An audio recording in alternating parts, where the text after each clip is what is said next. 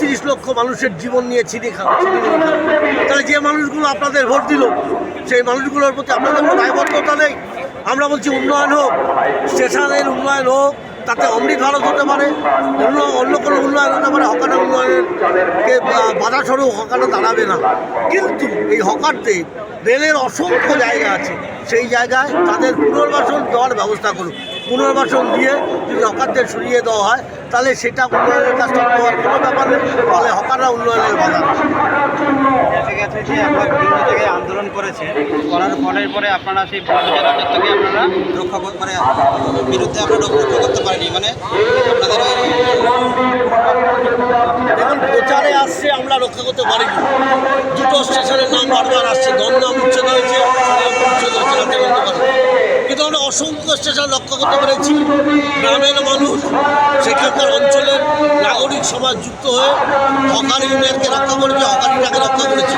আজকে দাঁড়িয়ে এটা কোনো দল, কোনো ধর্মের বিষয় নয়, দল মত নির্বিশেষে যারা হকারি করে তাদের জীবন জীবিকা বাঁচানোর জন্য বেলঘরিয়া মানুষ রাস্তায় নেমেছে। আমরা আটকেছি, নৈহাটিতে আটকেছি, জগদ্দলে আমরা আটকেছি, আমরা কৃষ্ণনগরে আটকেছি, রানাঘাটে আটকেছি, ডায়মন্ডহারবারে আটকেছি, চাম্পাটিতে আটকেছি, বারুইপুরে আটকেছি, অসংখ্য জায়গায় আটকেছি আমরা, যেটা দিনের বেলা হয়েছে। রাতের অন্ধকারে দুটো স্টেশন ভেঙে দিয়ে গোটা রাজ্যে যেন একটা প্রচার হচ্ছে যে সব ভেঙে দেওয়া হলো। ব্যাপারটা এরকম নয়। মানুষ লড়াই করে, হকাররা নিজেদের বুক চিতিয়ে পুলিশের সামনে দাঁড়িয়ে তাদের জীবন জীবিকা হকারি রক্ষা করেছে। আমরা তাদের লড়াইয়ের সাথে আছি। সজল ঘোষ মহাশয় বলেছেন যে হকারিরা গরিব নয়। সজলবাবু কী বলেছেন আমি জানি না, কিন্তু হকারদের মধ্যে 80-90 ভাগ হচ্ছে হকার গরিব, দিন আনে দিন খায়। ব্যতিক্রমী 2-4% হতে পারে, তাদের জন্য আমরা নই, তাদের জন্য সজলবাবুরা থাকতে পারে। আমরা এই গরিব মানুষের জন্য। এই ধারণার বিপক্ষে বা নাগরিক সমাজের নাগরিক সমাজের উদ্দেশ্যে আপনারা কী বলেন? দেখুন, এইটা একটা কিছু মানুষের মধ্যে কথা আছে, সবার মধ্যে না, একটা অংশের মানুষের মধ্যে কথা আছে, সেটা বেশি প্রচার করা হচ্ছে। কিন্তু বেশিরভাগ মানুষ চায় একটা সুস্থ ব্যবস্থার মধ্যে হকাররা থাকুক, কারণ তারা, যাত্রীরাও জানে হকার আমাদের পরিষেবা দেয়। রাত ভিতরে বাড়ি থেকে যদি পৌঁছে দিতে হয় হকাররাই থাকে, ট্রেনে অ্যাক্সিডেন্ট হলে হকাররাই দৌড়ে আসে, রেলের পুলিশকে তখন দেখা যায় না। ফলে ক্ষুদ্র একটা অংশের এই অসুবিধা হতে পারে, হবে।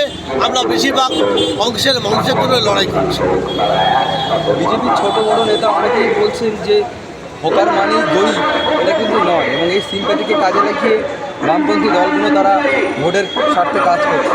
আমরা ব্যবসায়ীদের জন্য লড়ছি না, আমরা যারা দিন আনে দিন খায় সেই মানুষগুলোর জন্য রাজপথে লড়াইয়ে নেমেছি। যারা ব্যবসা করে তাদের জন্য লড়াইটা না, এরকম কিছু অংশের মানুষ আছে। তাহলে গরিব হকার যারা প্রতিদিন তাদের জীবনটাকে বাঁচিয়ে রাখবার জন্য লড়াই করে রাত শেষে 200, 300, 400 টাকা বাড়ি নিয়ে যায়, এই হকারগুলোর জন্য হচ্ছে আমাদের এই লড়াই, ব্যবসায়ীদের জন্য না।